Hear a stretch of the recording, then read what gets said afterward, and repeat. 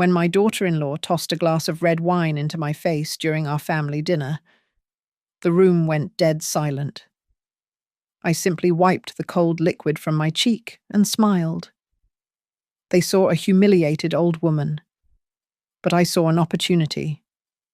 3 days later, at breakfast, her face went pale as she realized she had lost the house, the money, and her dignity. She thought I was prey, but she had no idea I was the hunter. My name is Eleanor Marsh. I am 64 years old, a widow living in the quiet, grey outskirts of an industrial city in Ohio, where the smokestacks loom like sentinels on the horizon. Tonight, however, the gloom was inside my own dining room. I sat at the head of the long mahogany table, the same seat I had occupied for 38 years of marriage, looking down at a feast that tasted like ash in my mouth. The occasion was a grotesque hybrid of grief and greed. It was the 2nd anniversary of the death of my husband, Thomas. For me, it was a day of mourning. For my son Lucas and his new wife Brianna, it was a strategic party.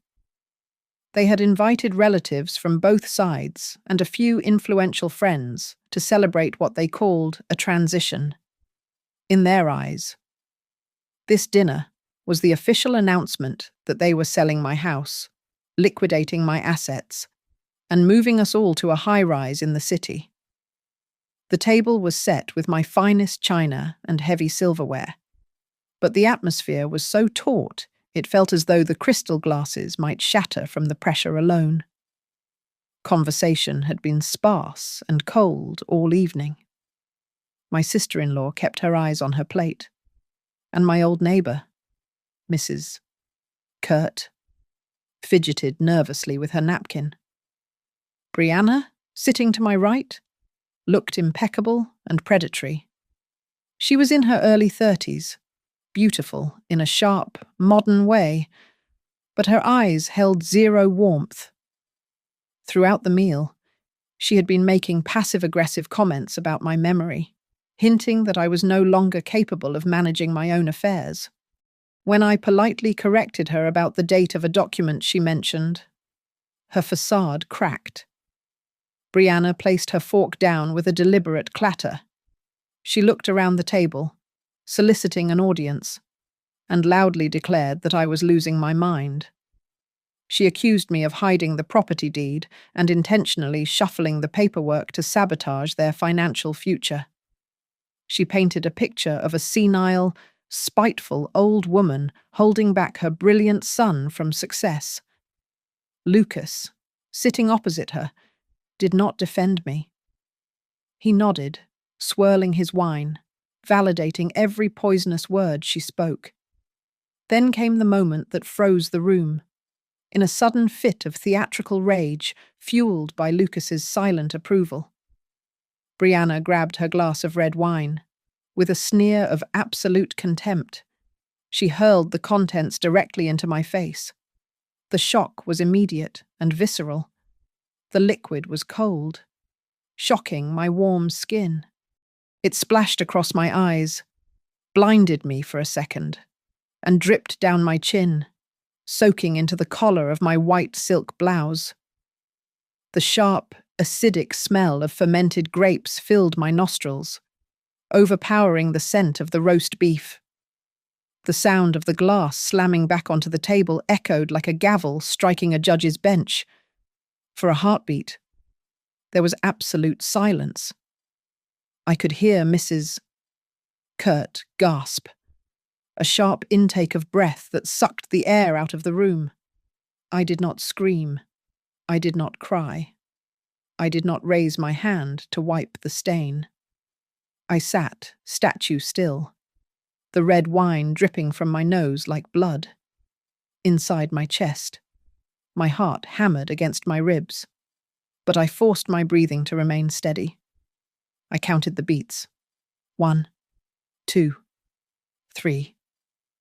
Lucas broke the silence, but not with an apology. He let out a short, derisive laugh. He looked at his mother. humiliated and stained, and told the guests that I deserved to be woken up. He said it was time I stopped living in the past and faced reality. The cruelty in his voice was a physical blow, sharper than the wine. The guests looked down, terrified, unsure whether to intervene or flee. I slowly opened my eyes and looked around the table. I saw the triumph on Brianna's face, the smug satisfaction on Lucas's lips, and the averted gazes of the cowards who called themselves my friends. They saw a defeated old woman. They saw a victim. What they did not see was the calculation behind my silence. They did not know that I had been preparing for this exact escalation for 2 months. Slowly, deliberately. I reached for my linen napkin and dabbed my cheek. As I lowered my hand, I brushed my fingers against the face of the smart watch on my left wrist. A tiny, almost invisible icon was pulsing. It was recording every word, every insult, and the sound of that wine hitting my face. A cold resolve settled in my gut. I lowered my hand and stared straight at Brianna. This humiliation was not the end. It was merely the necessary evidence. The dinner was just the prelude. The real reckoning would come at breakfast, when my daughter-in-law would realize she had just thrown away her entire future. To understand why I sat there and took it, you have to go back 3 years. It started when Thomas died. He passed away from a massive stroke, leaving me alone in the 2-story house we had bought when we were practically kids. He also left me the sole owner of Marsh & Sons Auto, a chain of 3 successful garages that we had built from the ground up. For 38 years, we had been a team. We had scraped and saved, fought off bankruptcy in the early days, and eventually built a comfortable life with a paid-off mortgage and a healthy retirement fund. Everything was in both our names. Lucas was our only son. He came to the funeral with Brianna, whom he had married only 6 months prior. At the graveside service, he hugged me. He held on a little too long, a little too tight. At the time, I thought he was clinging to his mother for comfort. Now, looking back, I realize he was sizing me up. He was checking for frailty. In the beginning, they lived in a cramped apartment downtown. They visited sporadically, but after the funeral, the visits became frequent. They started bringing over boxes. They started sleeping in the guest room. Slowly, insidiously, they moved in. It was subtle at first. They told me that living alone in such a big house was dangerous. They said I needed help with the maintenance. They suggested that, for my own peace of mind, I should let them help manage the garages and the bank accounts. Brianna played the role of the perfect daughter-in-law. She cooked meals, drove me to my checkups, and organized my pills. She called me Mom in a voice that dripped with syrup. I was grieving, lonely, and terrified of the silence in the house. So I let them in. I signed the power of attorney forms they put in front of me. I added Lucas to the bank accounts for convenience. I trusted them. I did not realize then what I was actually worth on paper. The house was valued at over $900,000. The garages were generating steady profit, and the investment accounts held nearly $2.5 million. All of it was legally mine, with Lucas as the sole heir. One afternoon, Brianna offered to get the mail for me, saying she wanted to save me the headache of sorting through bills. I thanked her. I didn't know I was thanking my executioner. It was a gloomy Sunday morning that shattered the illusion I had been living in. I had woken up earlier than usual, a habit from the days when Thomas and I would open the garage together at 6, and I moved silently down the hallway in my slippers. The house was still, or so I thought, until the low murmur of voices drifted from the living room. It was Lucas and Brianna. They must have thought I was still deep in a medicated sleep, the kind old women are supposed to have. I stopped just behind the partition wall. Brianna's voice was clear, lacking the sugary warmth she used when she offered me tea. She sounded impatient, clinical, like someone discussing a bad investment. She asked Lucas, half joking but terrifyingly serious, when exactly I was going to agree to sell the house or simply have the decency to die. My breath hitched in my throat. I waited for Lucas to defend me, to be appalled. Instead, I heard only a heavy sigh and a grumble about how stubborn I was. He did not tell her to stop. He did not defend his mother. Brianna continued, her tone turning icy as she broke down the mathematics of my life. She argued that if I lived another 20 years, all that capital would remain frozen. She listed their grievances. They could not buy a luxury home in the city. They could not invest in their own ventures. And they could not pay off Lucas's student loans. To them, I was not a person. I was a blockage in their cash flow. Then came the plan. I listened. My hand pressed over my mouth to stifle a gasp as they mapped out my destruction. They discussed convincing me to transfer ownership of the 3 garages to Lucas immediately, under the guise of tax avoidance. Once the business was secured, they would move on to the house, pushing for a gift deed. But it was what Brianna said next that made my blood run cold. She mentioned a lawyer named Grant Lyle from the Ironcliff Legal Group. She said he specialized in guardianship cases for the elderly. She told Lucas that all they needed were a few documented reports of mental decline, a few staged incidents of confusion, and Grant could file the paperwork to declare me incompetent. I stood frozen in the hallway, trembling not from cold, but from a horror so profound it felt like physical nausea. The smiles, the trips to the doctor, the pill organizers, it was all a performance. They were not caring for me. They were curating a case file. I retreated to my room before they could spot me. I did not scream. Instead, a cold, frantic energy took over. I dug through the bottom drawer of my desk, where I kept old paper statements, the ones Brianna had not yet intercepted. I compared the balances. The numbers did not add up. The balance in one of my secondary savings accounts was significantly lower than I remembered, but I had no memory of making a withdrawal. That afternoon, I feigned a headache to avoid lunch and slipped out the back door.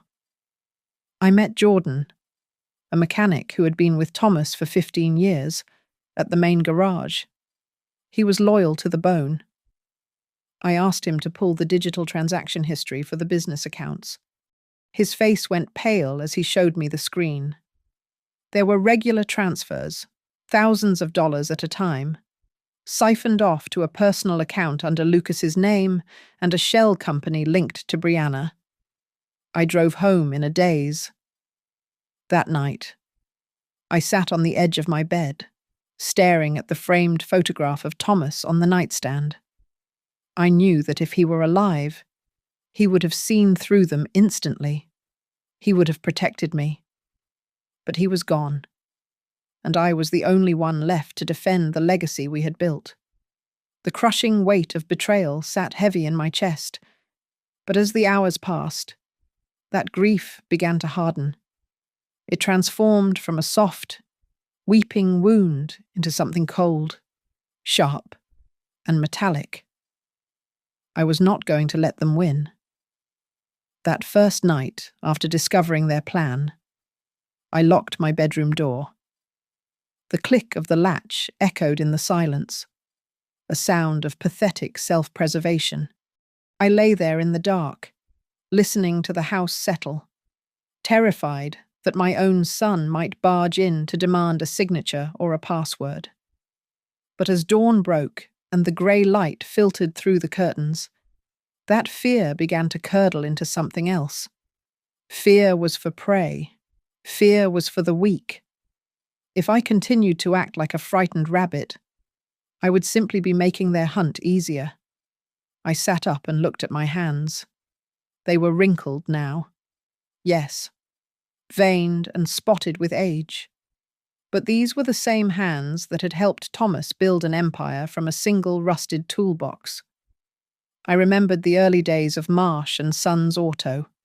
I remembered standing toe-to-toe with suppliers who tried to cheat us on parts. I remembered staring down debtors who refused to pay, finding the steel in my spine to demand what was ours. I had been the one to audit the books at midnight while Thomas slept. I had been the one to fire a mechanic for stealing, ignoring his threats. I was not the trembling, senile old woman Brianna was trying to paint me as. I was Eleanor Marsh, and I had survived poverty, loss, and business wars. I would survive this. I made a decision right then. I would not cry. I would not beg. And crucially, I would not confront them yet. I would give them exactly what they wanted to see. I would play the fool while I sharpened the knife. My counterattack started quietly. I went to the bank alone while Brianna was at her yoga class, telling her I was just going for a walk in the park.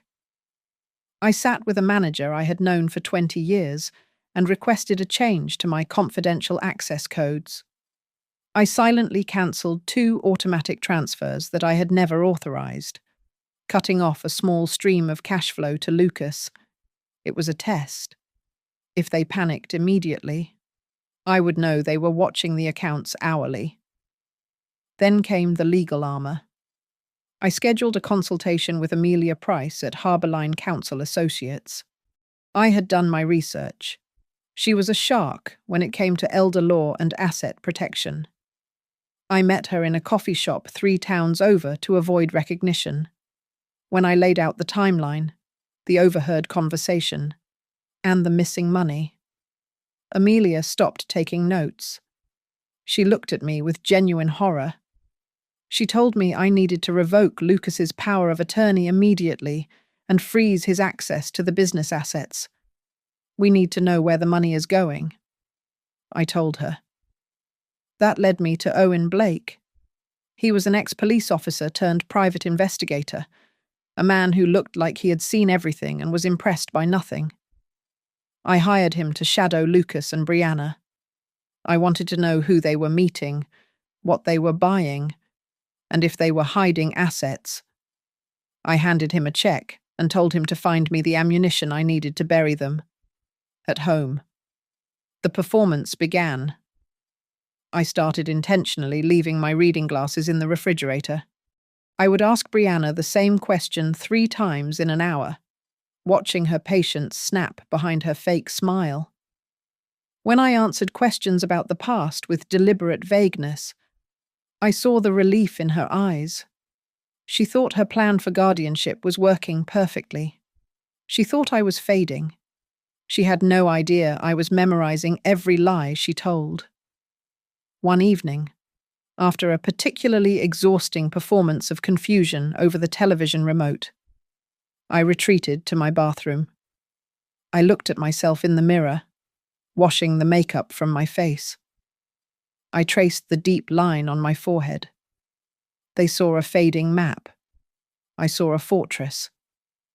I straightened my spine and whispered to the reflection that they had picked the wrong person. This old woman had lived through things far more cruel than them. The dossier Owen handed me a week later was thick, heavy with the weight of betrayal. I sat in my car, parked 2 streets away from my own house, and flipped through the photographs. There were pictures of a luxury apartment building in the financial district, a place with a concierge and a rooftop pool. It turned out Lucas and Brianna had been maintaining a secret lease there for 6 months, paid for entirely by transfers from my secondary accounts. There were photos of them hosting parties, holding champagne flutes, bragging to their friends that they were coming into a substantial inheritance very soon. They were spending my money to celebrate my demise before I was even dead. Owen had dug deeper into Brianna's past, and what he found turned my stomach. She had not always been the devoted housewife she played so well. 5 years ago, she had been an assistant at a boutique brokerage firm that was shut down for fraud. She had been sued for giving misleading investment advice to elderly clients, but she had managed to settle out of court and seal the records. I realized then that I was not just dealing with a greedy daughter-in-law, I was dealing with a professional predator. She had done this before. I decided to give them the performance they were paying for. When Brianna suggested I see a neurologist recommended by their lawyer, Grant Lyle, I agreed with a vacant smile. On the drive there, I deliberately asked her 3 times if we were going to the grocery store. Inside the examination room, I hesitated over simple questions. I pretended to forget the name of the current president. I watched the doctor, a man with shifty eyes, scribble furiously on his notepad, building the case for my incompetence. What neither he nor Brianna knew was that I had visited a different specialist in the same hospital 2 days prior. That doctor had given me a complete battery of cognitive tests and declared me to be perfectly sane and sharp. Amelia Price now had that certified report locked in her office safe, ready to be deployed like a bomb when the time was right. The game turned dangerous when they started tampering with my food. Owen sent me a text one afternoon with a photo of a small orange prescription bottle hidden in the back of their bathroom cabinet. It was a strong sedative, not fatal, but enough to cause confusion, drowsiness, and memory loss. That night, Brianna brought me my evening chamomile tea with a smile that was too bright. I took the cup, thanked her, and waited for her to leave the room. Instead of drinking it, I poured the liquid into the large potted ficus plant in the corner of my bedroom. Over the next week, as I feigned dizziness and fatigue during the day to keep them satisfied, the plant began to wither. Its leaves turned yellow and dropped, a silent casualty of their greed. I took photographs of the dying plant every morning and sent a soil sample to a lab. The results confirmed high levels of the sedative. I now had proof they were poisoning me. I escalated my surveillance. I paid a technician to install pinhole cameras throughout the house while the couple was away at their city apartment. I placed one in the kitchen, angled perfectly to catch Brianna's hands as she prepared my drinks.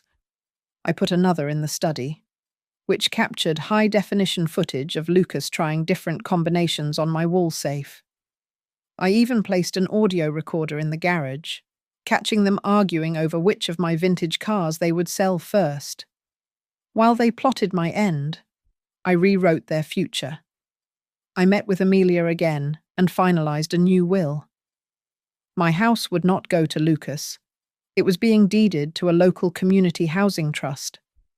The Marsh and Sons auto garages were to be sold to the employees under an ownership plan we had drafted, ensuring the men who actually worked for a living would own the business.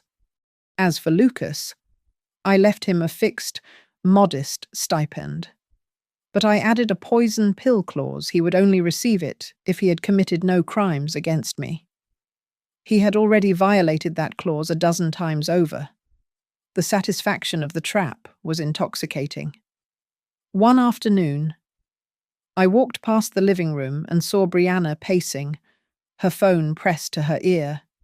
She was talking to her friend, unaware that I was listening, and unaware that the antique picture frame on the mantelpiece behind her concealed a camera. She laughed, a cruel, sharp sound, and told the person on the other line that she was about to gather the rest of the assets. She said it was almost too easy. I watched her from the shadows of the hallway. feeling a cold smile touch my lips. She thought she was the one holding the net, never realizing she was already tangled in mine. I orchestrated the dinner carefully. I suggested we host a large meal to honor Thomas's second anniversary and, ostensibly, to finalize the discussion about selling the house. I insisted on inviting witnesses, the local pastor, Mrs. Kurt, and a few long-time employees. Lucas and Brianna were irritated, preferring a private coercion session, but they could not refuse.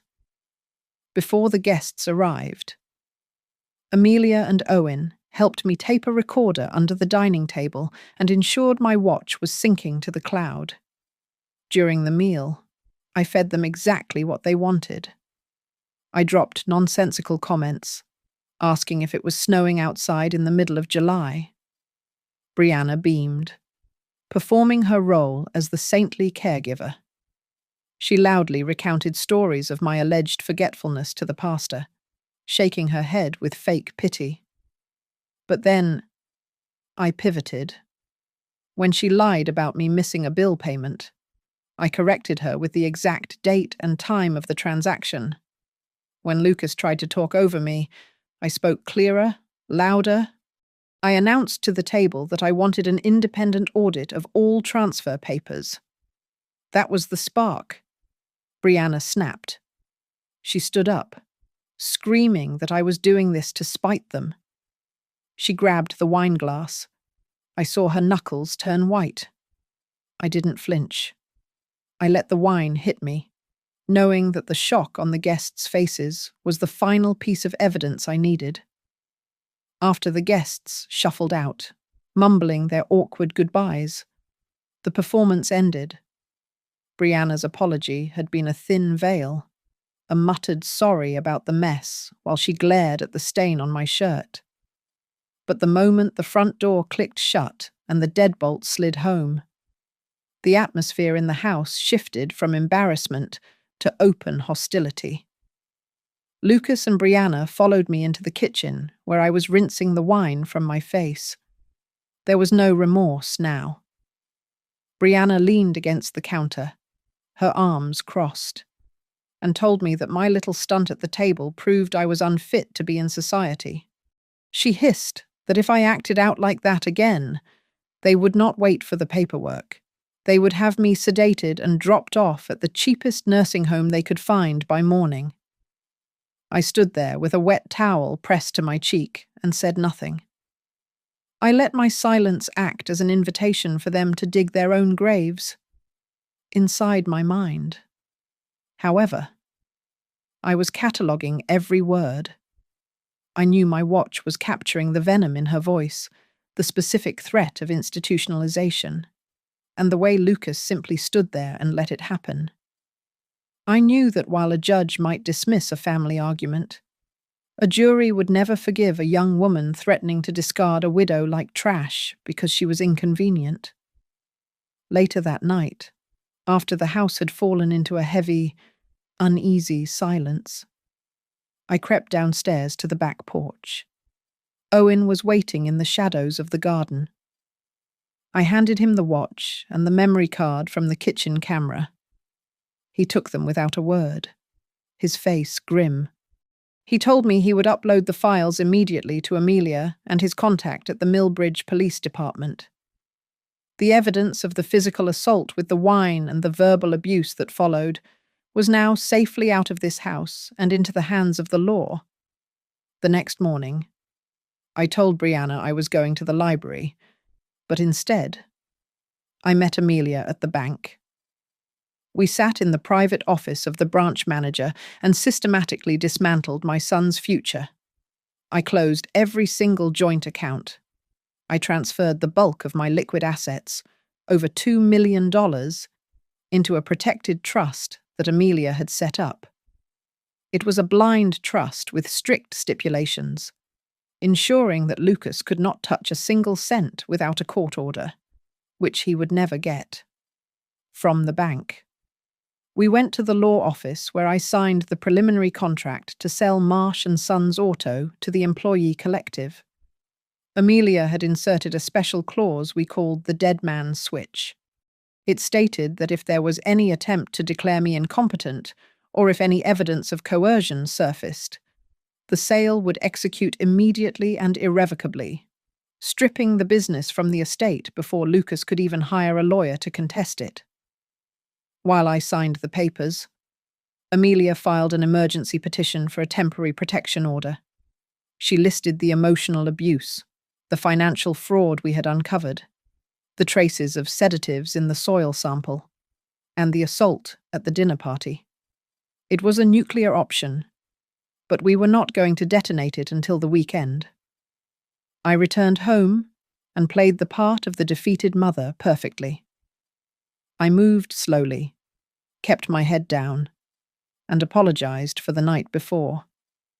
I saw the smirk return to Brianna's face. To solidify their false sense of victory, I suggested we host a reconciliation breakfast on Saturday morning.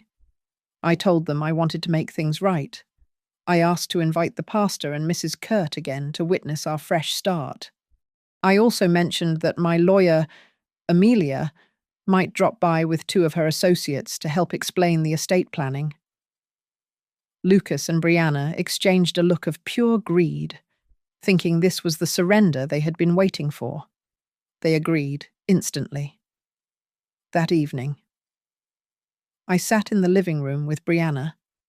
I looked her in the eye and told her in a soft, trembling voice that I was ready to hear their financial plans for the future. She began to talk about penthouse apartments and new cars, her eyes lighting up with avarice. I listened and nodded, while inside, I was counting down the hours. She thought she was planning a life of luxury, but she was actually planning her own arraignment. Saturday morning arrived under a blanket of heavy, slate-grey clouds that promised rain. But inside my kitchen, the air was thick with the rich, comforting scents of brewing coffee and crisping bacon. Brianna was moving between the stove and the island with a frantic, performance-grade energy. She had laid out a spread fit for a magazine cover, convinced that this breakfast was the final seal on her victory. In her mind, she was charming the local community one last time before she had me signed away into oblivion. Lucas stood by the window, adjusting his silk tie in the reflection of the glass. He wore the self-satisfied expression of a man who believes he has already won the lottery. I heard him mutter to Brianna that as soon as the plates were cleared, he would drive me to Grant Lyle's office to finalize the guardianship papers. He spoke about me as if I were a piece of furniture to be put into storage. I descended the stairs slowly, dressed in a modest navy blouse and slacks. I had applied a touch of powder to my face, just enough to look pale but dignified.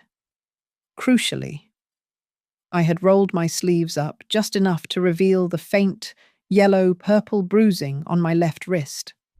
It was a souvenir from 3 days ago, when Brianna had grabbed me too hard during an argument about the laundry.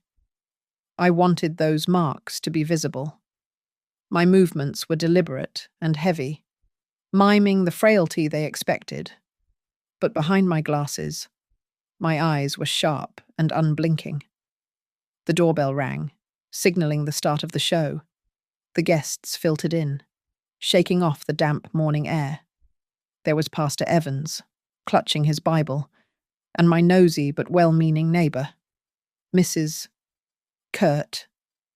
2 of my cousins arrived shortly after, looking uncomfortable but eager for a free meal. Finally, Amelia arrived. She was flanked by 2 men she introduced vaguely as business associates helping with the transition. Lucas and Brianna barely glanced at them, too focused on the prominent guests.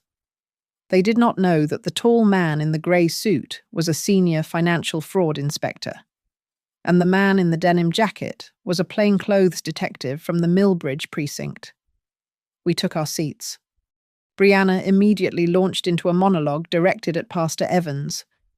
She spoke with a practiced, mournful tone about the difficulties of caring for the elderly in decline. She painted a vivid picture of a woman who was a danger to herself, needing the firm, loving hand of legal structure to survive. She was essentially writing my obituary while I buttered my toast. Lucas, emboldened by his wife's performance, stood up to pour more coffee. He began to pontificate about the future. In his arrogance, he let his guard down. He mentioned loudly that once the paperwork was sorted, they would be putting the house on the market immediately to finance a penthouse in the city centre. He said the commute was just too hard on them. The room went quiet. Mrs. Kurt frowned, looking from Lucas to me. I waited a beat, then looked up with a confused, innocent smile. I asked him softly why he was saying that.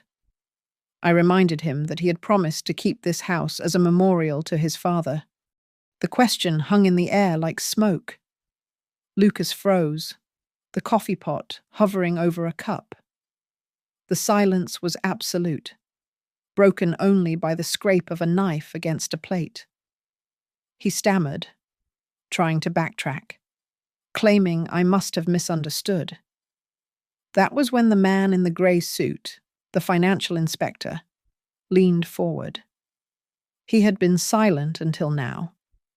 He asked Lucas, in a tone that sounded polite but carried a hidden edge, to explain the current asset management plan for the garages. He suggested it would be fascinating to hear how Lucas balanced the family legacy with these new real estate ambitions. Lucas, thinking he was being admired by a peer, puffed out his chest. He began to ramble about leveraging assets and tax efficiency, unaware that every word he spoke was digging his hole deeper. I lifted my coffee cup and took a slow sip. I set the china down with a soft click. The room felt like a balloon inflated to its absolute limit, the rubber stretched thin and screaming. Everyone was waiting for the pop. I looked at the leather briefcase resting by Amelia's feet and knew the needle was about to strike. Lucas was still rambling about streamlining the portfolio and maximizing yield when Amelia cleared her throat. It was a soft, polite sound, yet it sliced through his monologue like a guillotine blade. She asked, with a voice as smooth as glass, if she could connect her laptop to the large television screen mounted on the dining room wall to illustrate a few points. Lucas, believing he was about to be praised, nodded eagerly and stepped aside. The screen flickered to life, but instead of a projection of future wealth, it displayed a stark, high-resolution bank statement. Rows of transactions were highlighted in red. They showed regular transfers of $3,000 and $4,000 moving from my primary savings account into a shell company registered to Brianna's maiden name. Next to each transfer was a digital authorization stamp, my signature, used without my hands ever touching a keyboard. Brianna's face flushed a deep, ugly crimson. She jumped to her feet, pointing a shaking finger at the screen, and shouted that those were gifts. She claimed I had given her that capital to start her own business. Amelia did not argue. She simply pressed a key. A crisp audio file played through the room's surround sound speakers. It was Brianna's voice, recorded 2 weeks ago during a phone call she thought was private. The room heard her laugh and tell her friend that the old woman knew nothing, that the digital signature was saved on the browser, and all she had to do was click approve. The silence that followed was suffocating. Before Lucas could stammer a defense, Amelia clicked to the next file. It was a video clip from the kitchen camera. The timestamp was from last Tuesday. The footage showed Brianna standing over the kitchen island, looking over her shoulder like a common thief, before dumping the contents of a small orange pill bottle into my tea. The image was crystal clear. Pastor Evans let out a strangled gasp, clutching his chest, while Mrs. Kurt covered her mouth with both hands, staring at Brianna with pure horror.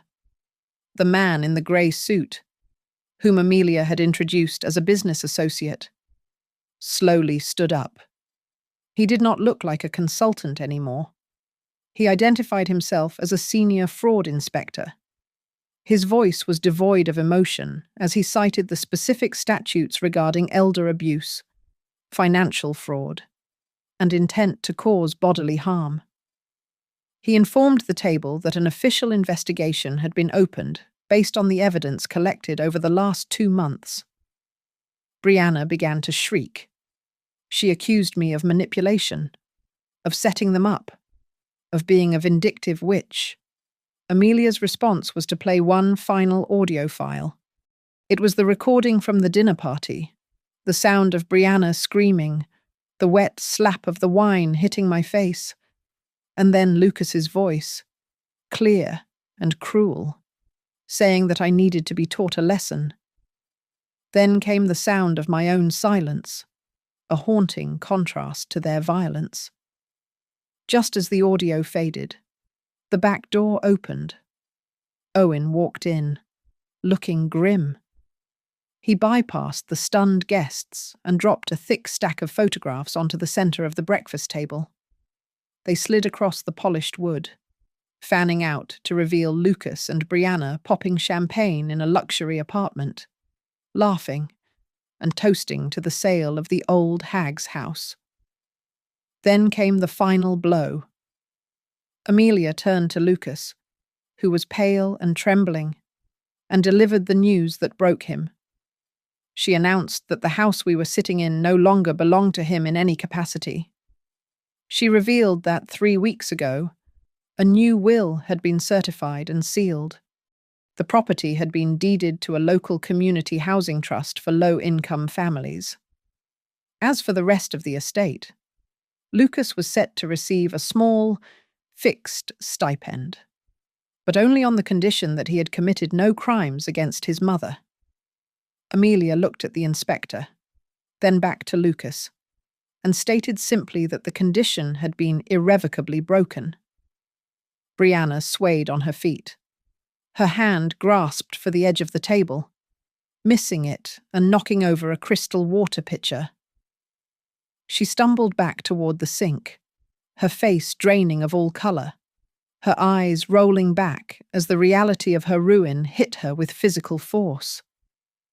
Lucas stood frozen, his mouth hanging open in a silent scream, realizing that in the span of 10 minutes, he had gone from a millionaire heir to a man facing prison and poverty.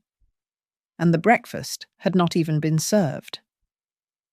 As Brianna clutched the edge of the heavy oak table to keep from hitting the floor, the man in the denim jacket stood up.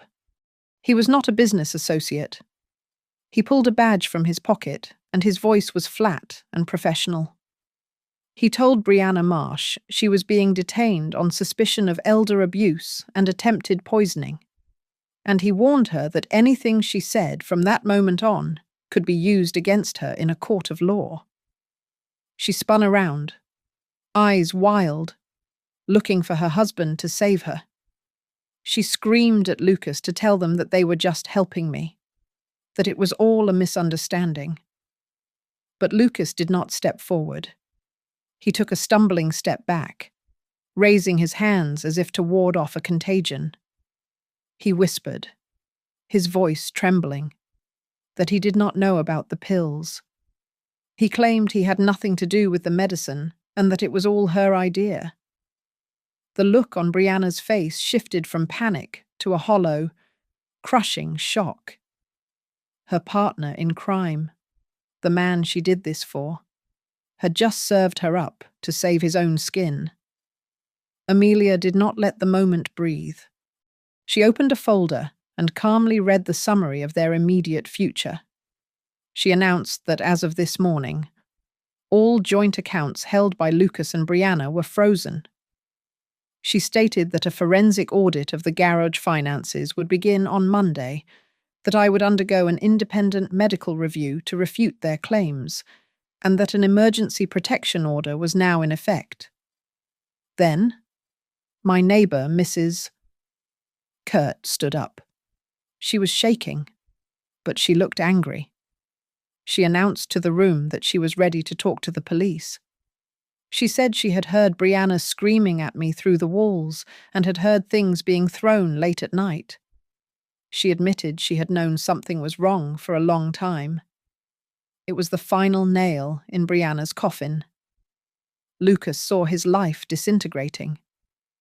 He dropped to his knees beside my chair, reaching out to grab my hand. He was crying now. Ugly, desperate tears. He babbled about student loans, about the crushing pressure of debt, and about how Brianna had twisted his mind. I pulled my hand away as if he were made of burning coal. I looked down at the boy I had raised and felt nothing but a cold, quiet resolve.